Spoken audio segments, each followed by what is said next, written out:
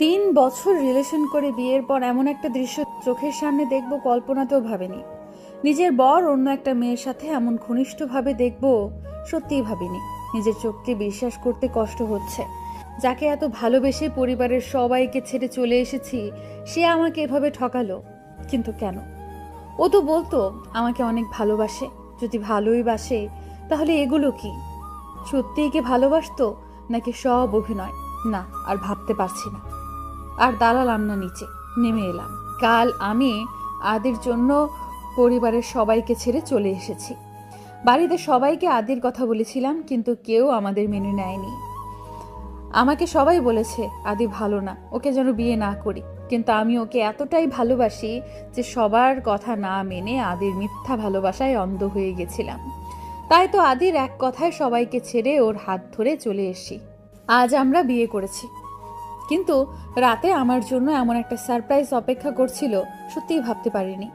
সবার বিরোধিতা করে যার কাছে আসলাম, সে আমাকে এভাবে ঠকালো। কথাগুলো ভেবে নিজেকে শেষ করে দিতে মন চাইছে। কেন আমি সবার বিরুদ্ধে গিয়ে ওকে বিশ্বাস করলাম?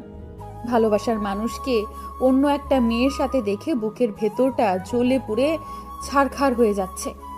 আজকে এই রাত নিয়ে কতই না স্বপ্ন দেখেছিলাম। শত স্বপ্ন কেন মাটি করে দিল? কি দোষ আমার? কথাগুলো ভাবছি আর কান্না করছি। হঠাৎ চোখ গেল খাটের ঘরে ময়লার ঝুড়িতে। মনে হচ্ছে গিফট। আমি কাছে গিয়ে ঝুড়ি উপর করে দিলাম, আর সঙ্গে সঙ্গে ভেতর থেকে চিঠি আর গিফটের প্যাকেট বের হলো। যা দেখি আমার পায়ের নিচের মাটি সরে গেল। এগুলো তো আমারই দেওয়া। কিছুদিন আগে যখন আমাদের রিলেশনের 3 বছর হয়েছে, তখন দিয়েছি 2টা গিফট। ও একটা গিফটও খোলেনি, দেখেনি। সব তো আমি যেভাবে দিয়েছিলাম সেভাবেই আছে। যতগুলো চিঠি দিয়েছিলাম সব সেভাবেই ভাঁজ করা। তার মানে এগুলো ও খুলেও দেখেনি। যত দেখছি তত মনে হচ্ছে আদি আমাকে একটুও ভালোবাসে না। যদি ভালোবাসতো তাহলে এগুলো এভাবে ফেলে রাখতে পারতো না। তাহলে কি আদি কোনোদিনও আমাকে ভালোবাসেনি? ভালো না বাসলে এতদিন এত ভালোবাসি বলতে সেগুলো কি ছিল? 3 বছর কি কম? আমার তো কখনো মনে হয়নি ও আমাকে ভালোবাসে না। আমার কত কেয়ার করতো। ও তো আমার পেছনে ঘুরতে আমি মেনে নিচ্ছিলাম না বলে সুইসাইডও করতে গিয়েছিল। সব কি অভিনয় ছিল? ভালো না বাসলে বিয়ে কেন করলো? ওই মেয়েটাকেই যদি ভালোবেসে থাকে, ওকেই বিয়ে করতো, আমায় কেন করলো?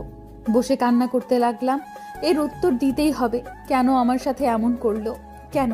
কি অপরাধের জন্য এমন করেছে? ওকে বলতেই হবে। আমার ভালোবাসা নিয়ে ছিনিমিনি কেন খেললো?